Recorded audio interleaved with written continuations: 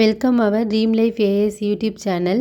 இன்றைக்கி நம்மளோட வீடியோவில் ஒரு சூப்பரான ஸ்வீட் ரெசிபி செய்கிறது தான் பார்க்க போகிறோம். Coconut milk pudding. அதுக்கு நம்ம தேங்காய் தண்ணி ஃபஸ்ட்டு உடச்சி எடுத்துக்கலாம். நாங்கள் 3 தேங்காய் உடச்சிக்கிட்டோம். இது கூட தண்ணி எதுவுமே ஆட் பண்ணக்கூடாது, வெறும் தேங்காய் தண்ணி மட்டும்தான். அப்புறம் மில்க்கு, அகர் இந்த 3 பொருளை வச்சு தான் நம்ம இந்த ஸ்வீட் செய்ய போகிறோம். இப்போ நம்ம தேங்காய் தண்ணி ஃபுல்லாக உடச்சி எடுத்துட்டோம். அதுக்கப்புறமா நம்ம ஒரு பெரிய வடிகட்டி வச்சு இதை வடிகட்டிக்கலாம்.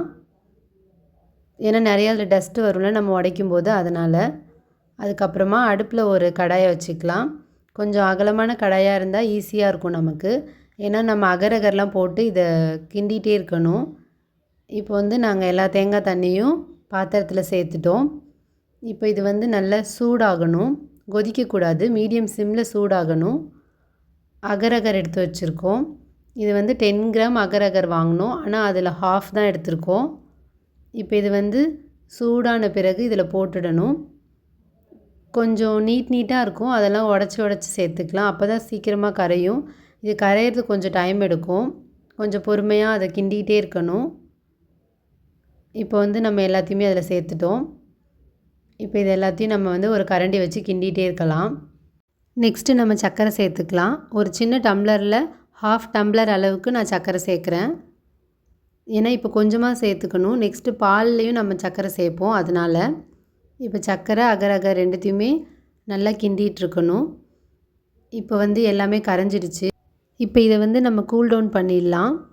நல்லா ஆறின பிறகு ஒரு பவுலில் மாற்றிடலாம். மாற்றிட்டு இதை நம்ம ஃப்ரிட்ஜில் ஸ்டோர் பண்ணணும். இதை ஃப்ரிட்ஜில் வச்சுட்டு நெக்ஸ்ட்டு நம்ம அதே பாத்திரத்தில் வாஷ் பண்ணிவிட்டு ½ லிட்டர் பால் ஊற்றிருக்கோம்.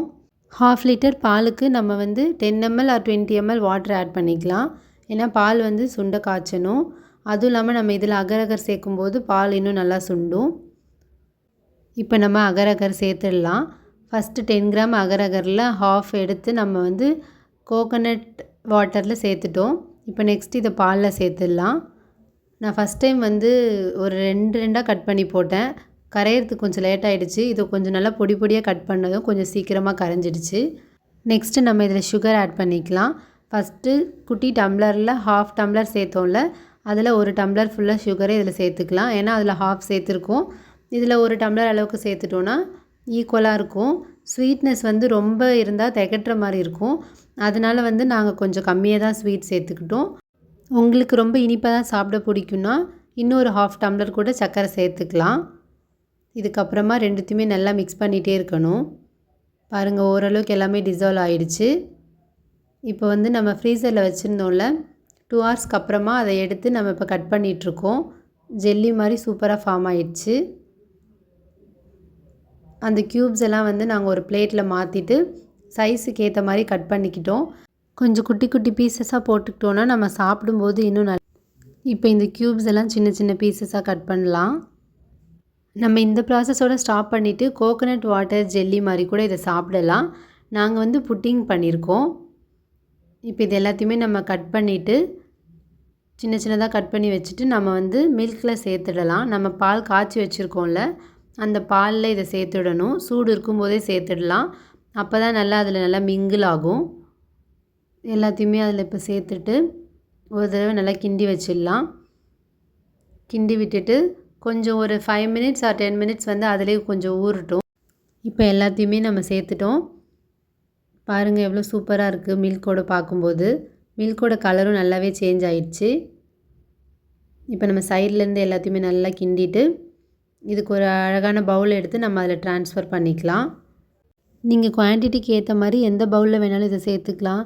சில்வர், பிளாஸ்டிக் இல்லைனா கண்ணாடி பவுல் எது இருந்தாலும் அதில் நம்ம இதை சேர்த்துக்கலாம். க்யூப்ஸ்லாம் பாருங்கள் எவ்வளோ சூப்பராக கலர் மாறிடுச்சுன்னு. மில்கில் போட்ட உடனே மில்க்கும் நல்லாவே கலர் சேஞ்ச் ஆகிடுச்சு. இப்போ இது நம்ம பவுலில் மாற்றிட்டோம்.